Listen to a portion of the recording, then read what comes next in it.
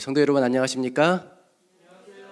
오늘 정말 행복한 안식일인 것 같습니다. 우리 주원식 장로님의 그 따님의 가정이 오늘 총 출동을 하셨어요. 우리 첫째 사위 또 둘째 사위도 저희와 함께 예배를 드리고 있습니다. 환영합니다. 감사합니다. 그리고 오늘 저희 교회에 정말 특별한 분이 한 분 왔습니다. 정한별. 정한별이라고 하는 우리 청년이 저희 교회로 오늘 방문을 했는데요. 여수 중앙교회에 원래 다니는데 올해 경북대 1학년에 입학을 해가지고 그동안에는 동중한 액특교회 이렇게 세이교회 이렇게 좀 방황하다가 오늘 드디어 영혼의 안식처인 우리 진적교회에 이렇게 오셨습니다. 뜨거운 박수로 환영해 주시기 바랍니다. 계속 우리 교회에 다니셨으면 좋겠습니다. 제가 결혼을 준비하는 기간이었습니다. 종로 한복판에 단정한 옷차림을 한 남녀 한 쌍이 저를 보고 매우 기뻐하며 다가왔습니다. 저는 저를 아는 사람인 줄 알고 저도 오히려 굉장히 반가워하면서 가까이 와보니까 아니더라고요. 모르는 사람인데 엄청 어쨌든 반가워했습니다. 그러면서 이제 제 인상이 참 좋다느니 앞으로 큰 일을 해야 한다느니 듣기만 해도 기분 좋은 이야기를 해 주었습니다.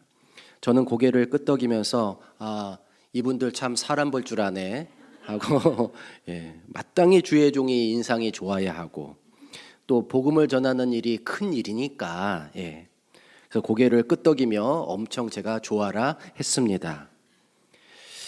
지금쯤 여러분들은 제가 걸려들었다고 생각하실 거예요. 하지만 제가 왜 모르겠습니까? 그 사람들이 저에게 접근하는 의도를요. 그들은 다음 단계로 인간의 도리에 대해서 이야기했습니다. 한참 제가 이야기를 들어주다가 이제 늦은 시간이니까 나중에 연락할 테니 명함이나 전화번호를 좀 달라고 했습니다. 그랬더니 그들은 줄 수 없다고 그러더라고요.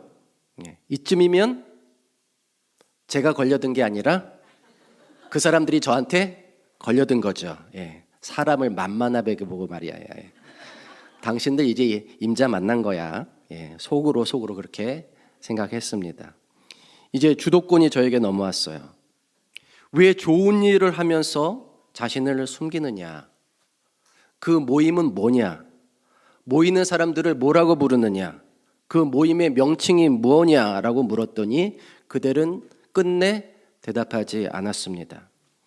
저는 인간의 도리가 그렇게 중요하면 그것을 왜 감추고 있느냐라고 몰아붙였어요. 근데 인간의 도리를 얘기하면서 왜 감추느냐?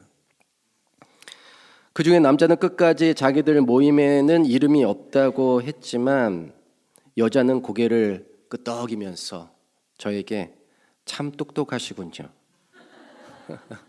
좋은 인연이 될 뻔했는데 이것만으로도 참 좋은 인연이네요. 나중에 만나기를 바랍니다 하고 얼른 자리를 피했습니다. 그들은 조상에게 제사를 드리라고 이렇게 권유하는 사람들임에 틀림이 없었어요. 그렇죠?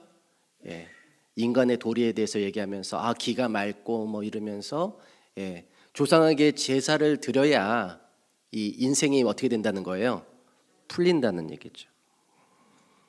그러면서 이제 그 제사가요, 이제 수백만 원, 수천만 원 이렇게 하는 제사예요. 저는 집에 오는 길에 생각하기를 못 이기는 척하면서 한번 따라가 볼 걸 했지만 오히려 저의 마음속에 제가 내뱉은 한마디가 강하게 제 양심을 때렸습니다. 그건 뭐예요? 인간의 도리가 그렇게 감춰져 있는 겁니까? 제가 한 말은 정확히 핵심을 찌르는 말이었습니다. 당연한 이치와 진리는 감출 필요 없이 당당하게 노출되어야 합니다. 그런데 여러분, 우리는 우리가 배운 성경의 진리를 당당하게 노출하고 있습니까? 아니면 우리가 그것을 사람들이 알아볼까 봐 드러내지 않으려고 감추고 있습니까? 제가 이전에 섬기던 교회에서 일요일마다 학생들과 축구를 한 적이 있었어요. 제가 축구를 했다니 참 놀라운 일이죠. 예. 그때 아이들이 하고 싶다고 해서 축구 유니폼까지 맞췄습니다. 저는 아직 그 유니폼을 가지고 있어요. 예, 잠옷으로 쓰고 있습니다. 예. 아무튼 일요일 아침마다 아이들과 축구를 하면 아이들이 목사님, 목사님하고 막 부른단 말이에요. 그러면 다른 사람들이 흘깃흘깃 쳐다봅니다. 저 사람 목사 맞아? 하는 표정으로. 아니 왜 일요일 아침에 교회에서 예배 안 드리고 애들이랑 축구하면서 운동장에서 놀고 있느냐고 쳐다보는 것 같아요. 그러면 제가 그 사람들을 붙잡고 제가 오늘 여기서 애들이랑 노는 거는 제가 재림교회 목사기 때문이거든요. 저는 그래서 일요일에 놀아도 되거든요. 예. 이렇게 말할 수도 없고, 예. 저는 얘들아 그냥 형이라고 불러. 형이라고 불러. 예. 아니 그렇게 말하기도 참 어렵고 그냥 눈치만 보는 거야. 이게 참 곤란한데. 예. 저는 이런 제가 참 부끄러웠습니다. 뭘 숨길 게 그렇게 많다고 내 정체가 노출되는 것을 그리도 겁을 내는가. 그러면서 자기들 정체에 못 박히는 그 사람들을 비난할 자격이 있는가. 오히려 그들은 자신의 정체는 숨길지언정 길거리에서 사람들을 만나기 위하여 이렇게 다가가서 그들이 믿는 것을 어떻게든지 전하려고 하는데 말입니다. 길에서 그렇게 서성이는 그 사람들이 나보다 훨씬 낫다는 생각이 들었어요.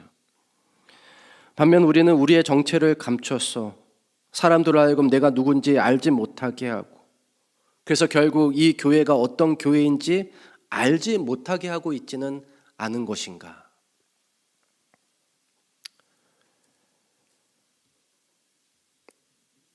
그런데 제가 요즘은 좀 철이 들었나 봐요.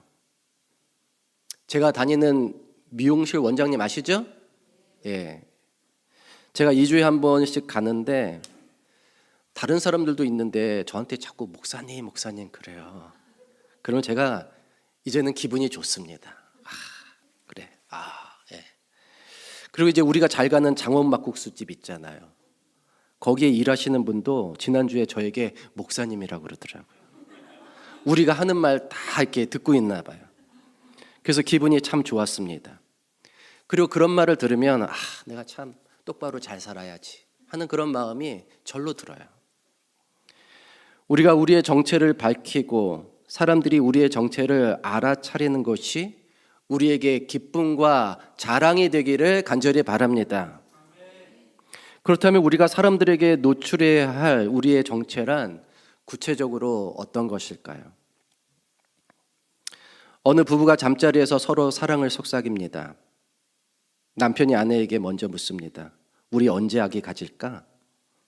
아내가 기겁하죠. 지금은 안 돼요. 왜 안 돼? 나중에요. 지금은 너무 힘들어요. 우리 이제 아이 가질 때 됐잖아. 여보 조금만 기다리세요. 저는 아직 시간이 필요해요. 그래? 어쨌든 아기 낳아줄 거지? 좋다. 그럼 아이 몇 명 낳아줄 거야? 몇 명이라니요? 저는 하나 키우는 것도 걱정인데 하나 이상은 꿈도 꾸지 마세요. 아이 낳아 기르는 게 그렇게 겁나? 내가 다 도와줄게. 우리 힘 닿는 데까지 낳아 키우자. 쓸데없는 소리 마시고 이제 주무세요. 여보 나 농담 아니야. 나는 당신이랑 나 닮은 예쁜 아이 많이 낳아 기르고 싶어. 되도록 많이 여러분 어느 부부의 대화일까요?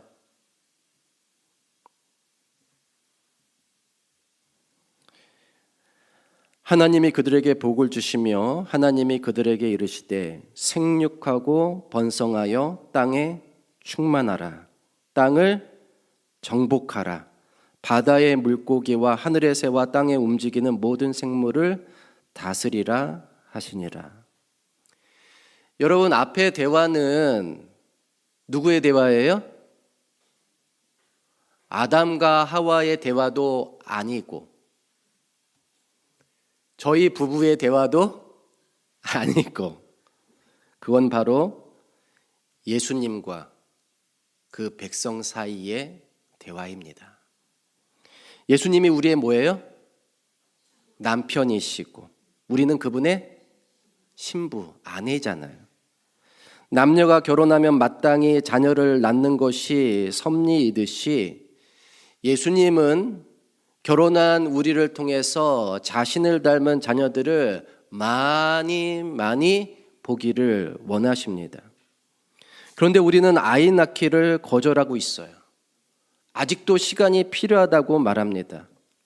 그런데 여러분, 아이를 가질 시간은 이미 지났어요. 우리는 이미 아이 가질 준비가 돼 있어요.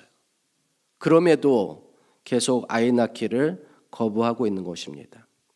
그래서 우리가 노출해야 될 우리의 실체, 정체 첫 번째는 예수님과 결혼한 여자로서 주를 닮은 자녀를 낳아야 하는 예수님의 아내라는 겁니다. 우리는 뭐라고요? 예수님의 아내예요. 예수님과 결혼한 아내입니다. 내가 하나님의 열심으로 너희를 위하여 열심을 내노니 내가 너희를 정결한 처녀로 한 남편인 그리스도께 드리려고 중매함이로다. 바울은 우리 모두가 한 남편, 그리스도의 아내가 되어야 한다라고 말하고 있어요. 따라서 우리는 그리스도와 결혼한 관계입니다. 그리고 아내로서 새 영혼을 인도하여 그리스도의 자녀로 드려야 합니다. 그럼에도 불구하고 우리는 자녀를 낳지 않으므로 마치 결혼하지 않은 여자처럼 행동하고 있다는 거예요. 만약에 우리가 계속 이렇게 아이 낳기를 거부하는 방식으로 살고 있다면 우리는 그리스도와의 혼인관계를 인정하지 않는 것과 마찬가지입니다. 그것은 우리가 그리스도께 예속되어 살고 싶은 마음이 없다는 이야기고 주님과 더불어 먹고 마신다는 것이 무엇인지 알지 못한다는 이야기예요. 여러분, 우리는 아이를 낳아야 합니다. 아이 낳으세요. 제가 우리 학생들 볼 때마다 너희들 꼭 결혼해야 돼.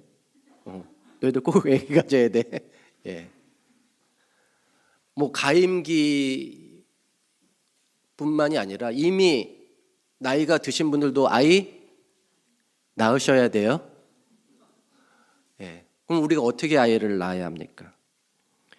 주님을 위해 새로운 자녀를 낳는다는 것은 말처럼 그렇게 쉬운 일이 아닙니다. 지금은 정말 전도하기 어려운 시대잖아요. 정말 말 그대로 아이를 갖는 것이 더 빠를지도 몰라요. 한 사람을 주님께 인도하는 것이 얼마나 어려운 일인지, 얼마나 많은 노력과 기도가 필요한 일인지 모릅니다.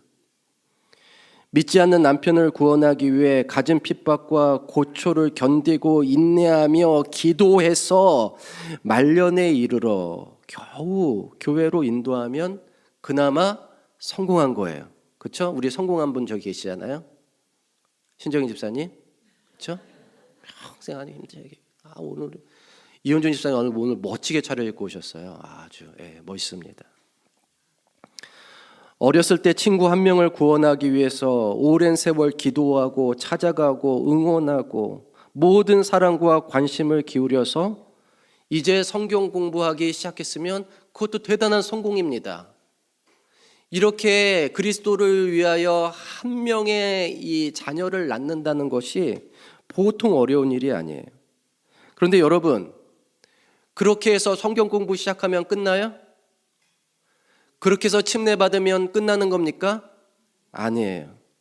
마치 아이가 태어났다고 끝난 게 아니라 이제 시작인 것처럼, 젖을 뗐다고 끝난 게 아니라 이제 시작인 것처럼 그 아이가 성숙함에 이를 때까지 기도하고 격려하고 돌보는 일은 정말 끝이 없습니다.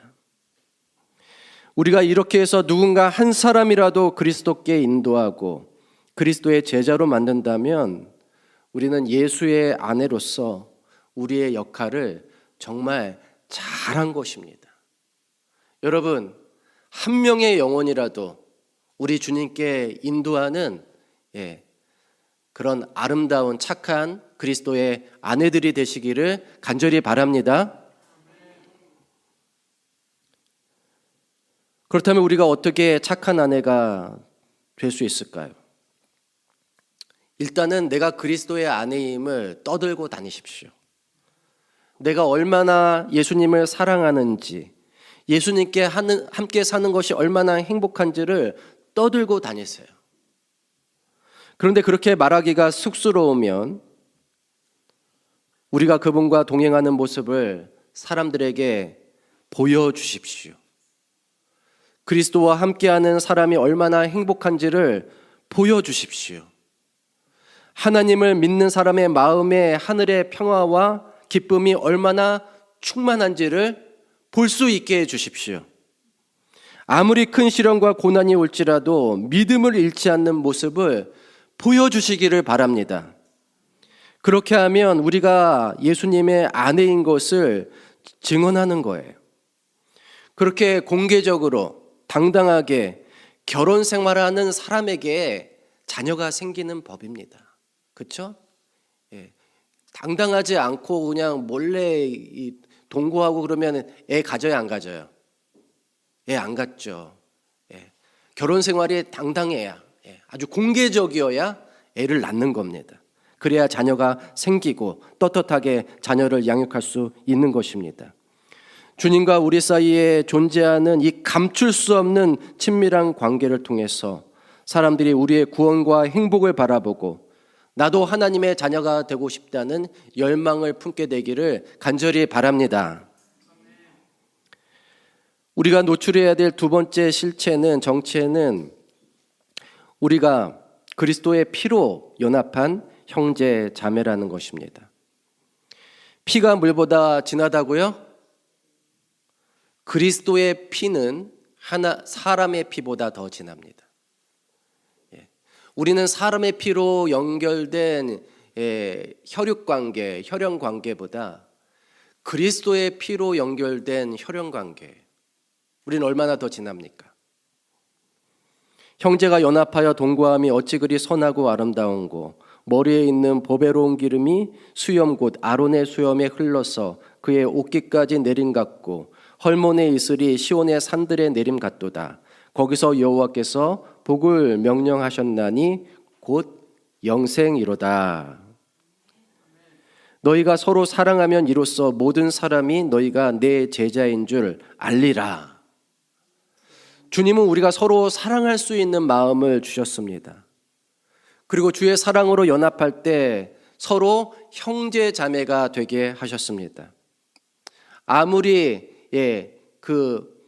육체의 피를 나눈 형제와 부모 사이라도 매일 만나기가 힘들고 그저 1년에 몇 번 만나면 잘하는 것인데, 여러분, 우리는 적어도 일주일에 한 번은 안식일마다 만나는 거 아닙니까? 그렇죠? 열심히 하면 화요일도 금요일도, 심지어 우린 줌으로도 지금 요즘 만나고 있어요. 부모 형제가 함께 식사할 수 있는 것이 1년에 몇 차례 뿐인데 우리는 안식일마다 또 때마다 함께 식사하고 있지 않습니까? 이 어찌 보통 인연입니까? 이 어찌 보통 관계입니까? 우리가 아무 이유 없이 이렇게 만나고 좋아하고 같이 기뻐하고 함께 슬퍼할 수는 없는 것입니다. 이유가 있는 것이죠. 이유는 뭡니까? 우리가 그리스도 안에서 하나님의 자녀, 한 형제, 자매가 된 것입니다.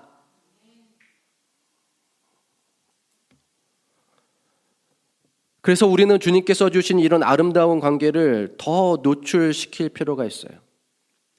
저 사람들은 다른 건 몰라도 자기들끼리는 정말 똘똘 뭉쳐. 그런 말을 들어도 상관없습니다.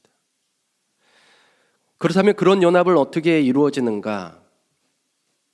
그렇게 우리가 연합하려면 우리가 서로 늘 기도하고 또 서로 늘 연락을 주고받아야 합니다. 우리가 그리스도인으로서 사랑이 많으면 많을수록 서로를 위해 기도할 것입니다. 그리고 기도하면요, 서로를 위해 기도하면 그 사람을 보고 싶어 하게 됩니다. 그래서 연락하게 되고 그래서 만나게 되는 것입니다. 그러면 우리의 사랑이 더욱 깊어지겠죠. 요즘 안식일 오후마다 교회 마당에서 모닥불 피우는 사람이 있어요. 지난주에 보니까 비가 오는데도 모닥불을 피우더라고요. 최근에 산불 우려 때문에 그리고 지금 몇 주 연속 안식일에 비가 오고 있어서 제대로 하지는 못했던 것 같은데요. 여러분, 모닥불을 피워놓고 주위에 옹기종기 모여 앉아서 이런저런 이야기를 나누면 정말 분위기가 좋고 잔잔한 행복감이 몰려옵니다. 그때마다 저는 교회 옆을 지나가는 사람들이 우리를 힐끔힐끔 바라보는 모습을 관찰해요. 그들은 생각하겠죠. 저 사람들 참 재밌겠다. 좋겠다. 나도 해보고 싶다. 여러분, 교회에는 뭔가 좋은 게 있어야 합니다. 그렇죠? 교회에 좋은 게 있어야 사람들이 교회에 오죠. 교회에 좋은 게 아무것도 없는데 사람들이 오겠습니까? 여러분, 교회에는 뭐가 있어야 된다고요? 좋은 게 있어야 돼요. 그래서 우리가 98인치 TV도 여기 달려고 그래요. 달았다가 불량으로 지금 반품이 되긴 했는데 교회에는 좋은 게 있어야 합니다. 예배가 좋든지 설교 말씀이 좋든지 찬양이 좋든지 그냥 건물이 좋든지 밥이 맛있든지 뭔가 좋아야 사람들이 교회에 오는 겁니다. 그런데 좋은 것이 아무것도 없을지라도 그 교회에는 정말 사랑이 넘친다고 하면 그 외에 좋은 많은 것들을 합친 것보다 교회에 사랑이 넘친다는 게 훨씬 더 매력적인 거예요. 그게 가장 좋은 겁니다. 교회에 뭐가 넘쳐야 된다고요? 사랑이 넘쳐야 해요. 그런데 그 사랑이 바로 우리 하나님 아버지에게서, 예수님과 성령 하나님에게서 비롯된 것이기 때문에 사람들은 세상에서 느낄 수 없는 감동과 행복감을 경험할 수가 있습니다. 하나님의 사랑이니까. 여러분, 하나님의 사랑이 충만한 우리 진적교회가 되기를 간절히 바랍니다. 제가 언젠가 소개한 이야기예요. 제가 섬겼던 교회의 한 소그룹 리더가 자기 동생을 소그룹 모임에 초대했습니다. 그날 저도 그 모임에 참석을 했고요. 그런데 그 집사님의 동생은 소그룹 모임에 동참하지 않고 방으로 들어가 버렸습니다. 쑥스러워서 그런 거죠. 우리는 말씀과 은혜를 나누면서 웃다가 울다가를 반복했습니다. 그리고 서로를 위로하고 격려하며 마지막에는 돌아가면서 서로를 위해 간절하게 기도를 드렸습니다. 그리고 함께 식사를 한 뒤에 헤어졌습니다. 그런데 집으로 돌아오는 길에 그 소그룹 리더가 저에게 전화를 했어요. 목사님, 동생이 예수님 믿고 싶다고 그러네요. 이유는 뭘까요? 우리의 모임을 엿보고 우리가 서로 위로하고 용기를 주며 서로를 위해 기도하는 모습을 보고 감동을 받은 거예요. 와, 저 사람들은 정말 서로를 뭐한다? 사랑하는구나. 그래서 하나님에 대해서 알고 싶다고 해서 저와 함께 성경을 공부하고 침례를 받았습니다. 그녀가 그날 엿본 것은 주의 사랑으로 연합한 형제 자매가 잠시 이 땅에 내려온 천국에서 서로 사랑하며 행복하게 살아가는 모습이었습니다. 여러분, 우리도 서로 사랑합시다. 우리 옆 사람을 바라보면서 이야기하세요. 우리는 가족입니다. 네. 사랑합니다. 우리 서로 사랑합시다. 예. 여러분, 우리가 서로 사랑할 때 세상은 우리가 예수님의 제자인 것과 하나님의 자녀인 것을 알아보게 될 것입니다. 마지막으로 우리가 노출해야 할 우리의 정체는 예수님의 재림을 기다리는 남은 무리라는 것입니다. 용이 여자에게 분노하여 돌아가서 그 여자의 남은 자손, 곧 하나님의 계명을 지키며 예수의 증거를 가진 자들과 더불어 싸우려고 바다 모래 위에 서 있더라. 여러분, 계시록을 보면 용이 여자의 남은 자손, 곧 하나님의 계명과 예수의 증거를 가진 자들로 더불어 싸우려고 바다 모래 위에 서 있다라고 했어요. 이 말씀은 우리가 하도 여러 번 읽어봐서 익숙하지만 사실 굉장히 섬찟한 이야기입니다. 지금까지 용은 항상 배후에서 활동하며 드러나지 않은 존재였어요. 그러나 이 용은 이제 전면에 자신을 나타내고 있습니다. 사실 이 세상은 용을 상상의 동물로 이해하고 있잖아요. 그와 마찬가지로 사탄도 기독교가 꾸며낸 허구의 존재라고 사람들은 생각하고 있어요. 그러나 마지막 때에 사탄은 서서히 자신의 존재를 노골적으로 드러내고 있습니다. 그동안에는 나 없어. 나 없는 걸로 알아. 그렇게 했지만 이제는 나 있어. 날 믿어. 나를 따라. 이렇게 자신을 나타내고 있어요. 소설 속에서, 영화 속에서는 물론이고 무속을 통하여 점쟁이와 강신술과 영매술을 통해서 활동합니다.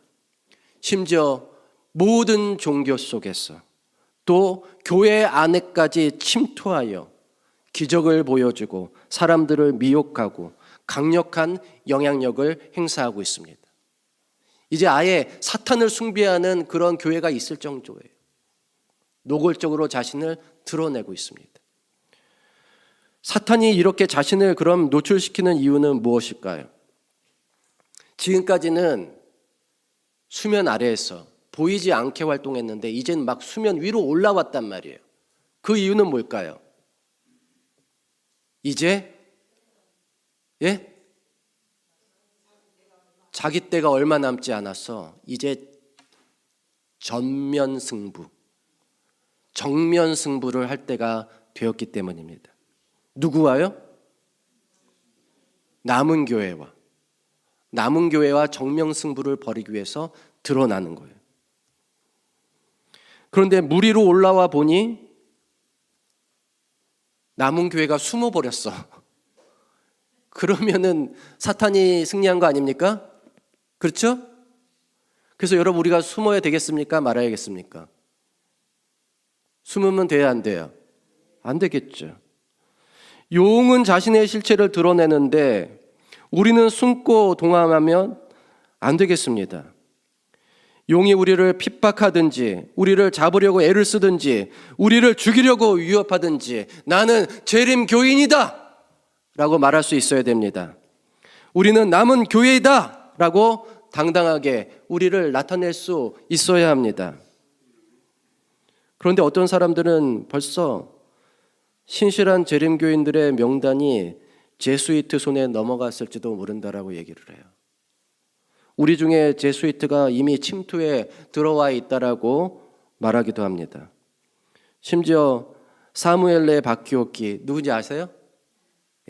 안식일에 관한 논문을 쓰셨던 사무엘레 바키오키가 제수이트다 등 각종 소문이 퍼지고 있고 그 소문에 벌벌 떨고 있습니다. 그것이 사실이지는 않겠지만 설령 사실일지라도 우리가 두려워할 것이 무엇이 있습니까? 왜 두렵지 않은가? 용이 바다 모래 위에 서 있을 때 우리는 어디에 서 있습니까? 시온산에서 어린 양과 함께 서 있을 것이기 때문입니다. 계시록 12장 끝에 용이 바다 모래에 서 있고 13장에 용이 두 뿔 가진 어린 양같이 생긴 짐승과 이 세상을 어떻게 힘들게 하는지 써 있고 14장 시작하자마자 14만 4천이 어린 양과 함께 시온산에 서 있는 모습이 우리에게 뚜렷하게 제시되어 있는 거 아닙니까?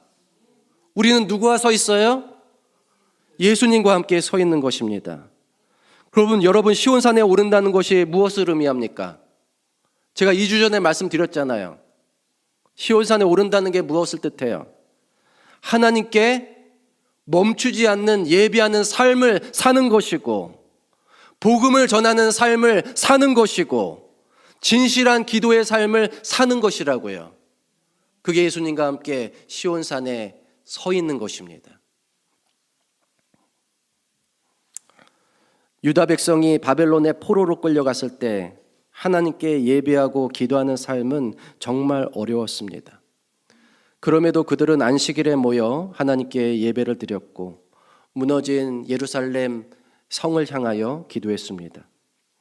그들의 그 끈질긴 신앙은 신바벨로니아가 멸망하고 페르시아 제국이 들어섰을 때에도 계속되었어요.